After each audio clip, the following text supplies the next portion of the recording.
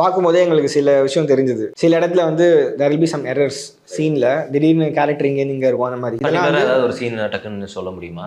I mean for example ஒரு இடத்துல வந்து அவர் பெட் ரிட்டனாக இருப்பார் தனுஷ் சார். அப்போ வந்து ஒரு சின்ன கிளினிக்கில் ஒரு ஃபைட் மாதிரி வரும்ல. ஸோ அந்த இடத்துல வந்து அவர் பெட் மேலே படுத்துட்டு இருப்பார்.